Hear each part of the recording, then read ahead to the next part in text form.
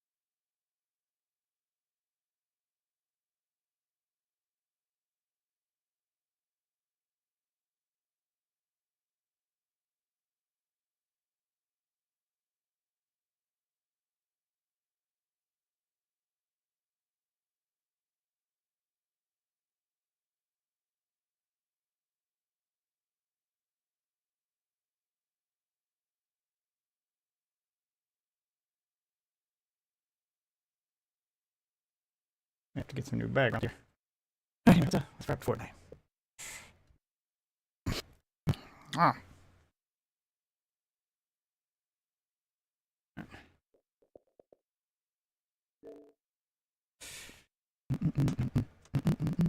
Dun, dun, dun, dun, dun. And get signed into the Discord.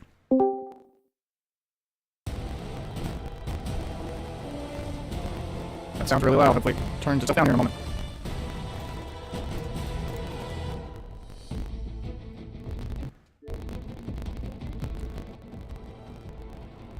I think it might be better.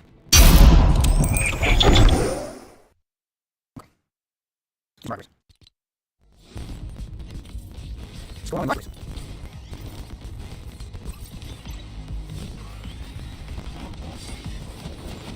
It's like Sean starts up. Yeah. I want to see Sean cross for the new one.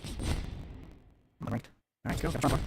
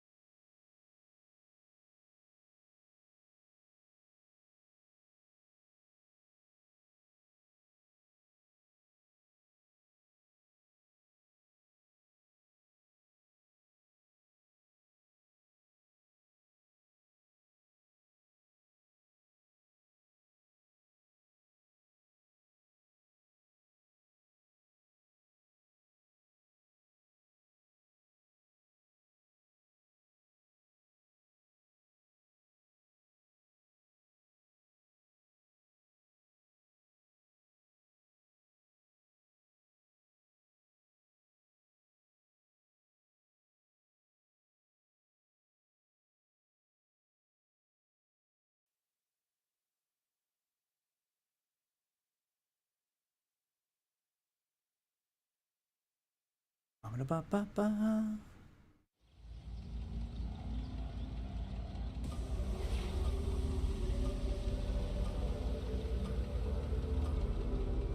Gotta remember how to play.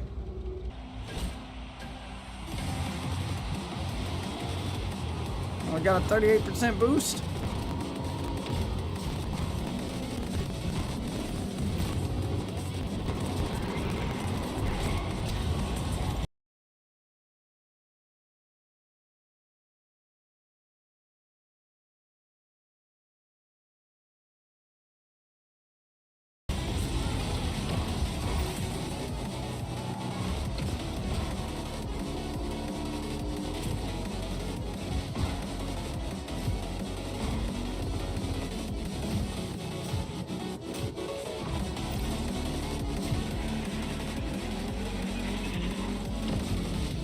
Oh, fuck. Whoa. Fuck that up. Hit the wrong button.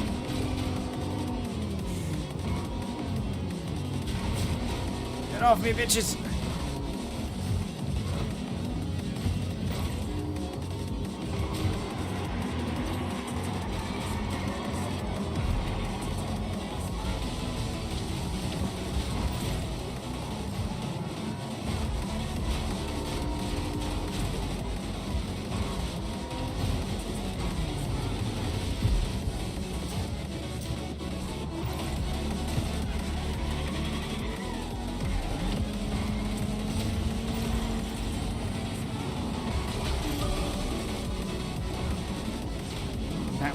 Bring it!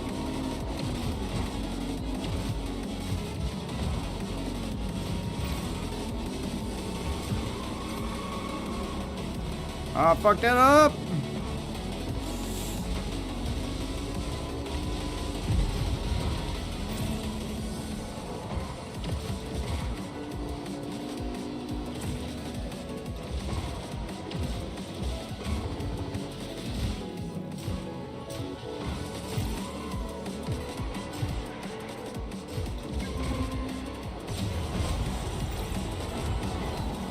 Fucked all that up. Damn it. Of course, on the last lap is where I start fucking up. I hit the boost too early. I hit the drift too early. Fuck.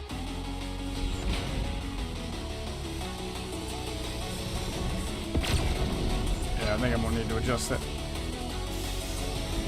Ugh. I'm gonna need to adjust that volume. Sounds way too loud.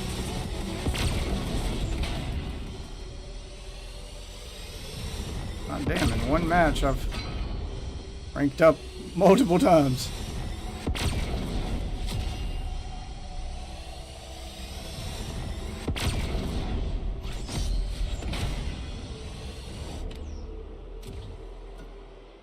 Gold 1 in my first race. All those levels. Yeah, I need to adjust the volume.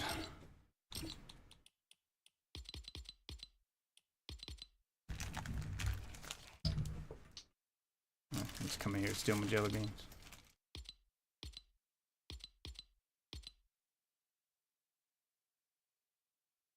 Drop that down to 40%.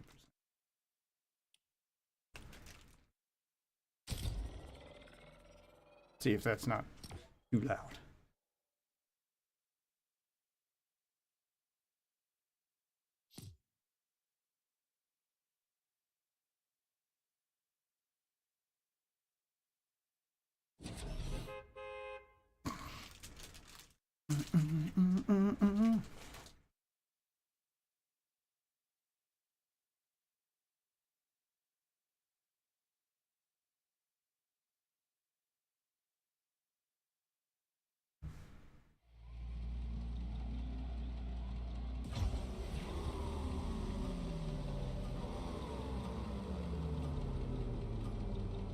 Ooh, night map.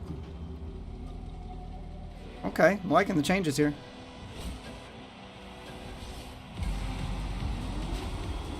Gotta get better at that boost off the start.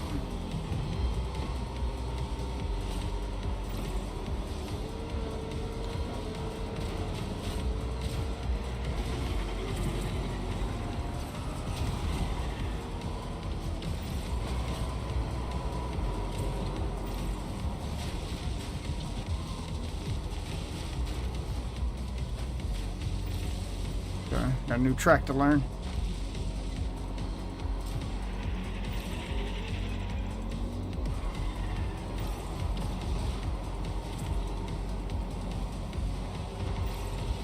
Oh fuck. I wasn't on the ground when I tried to initiate the drift.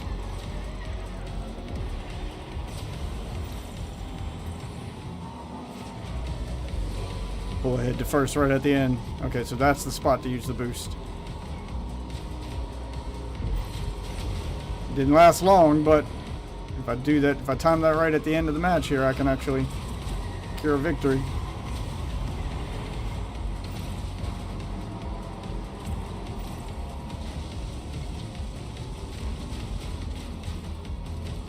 Okay, I need to drift over to that side path there on the next lap.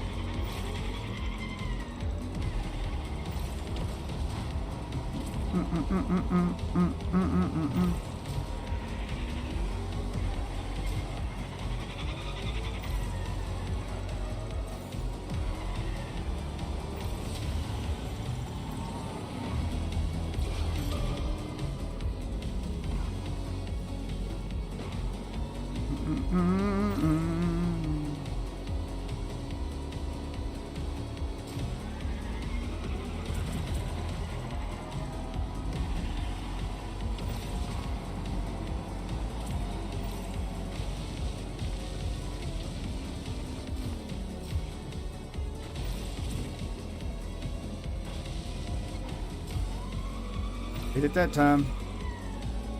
We're on our way to a perfect final lap.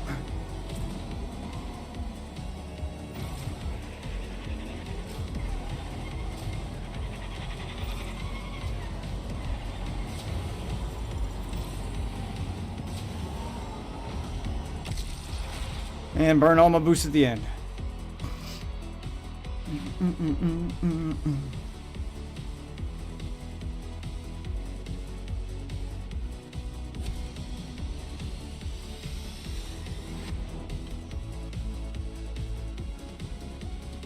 See if I can hit platinum again.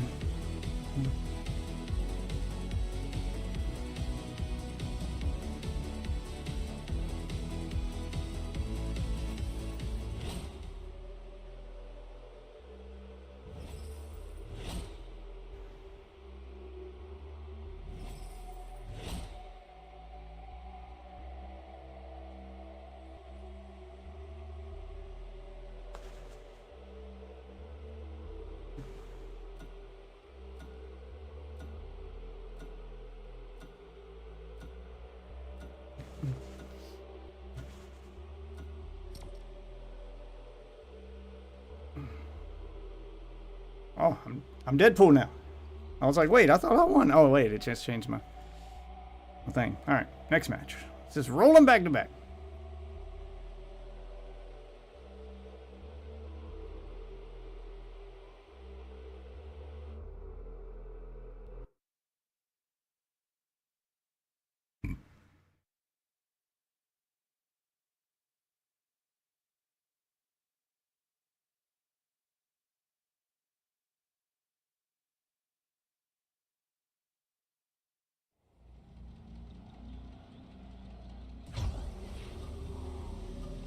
There we go.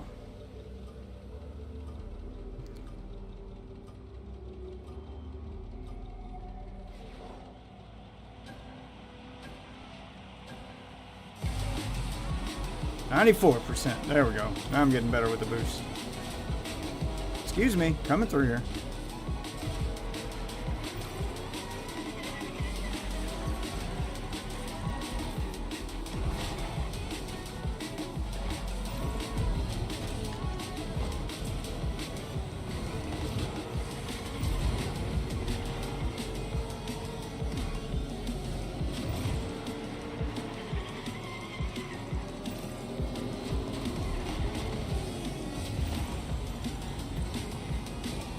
And that's how you do it right there at the end.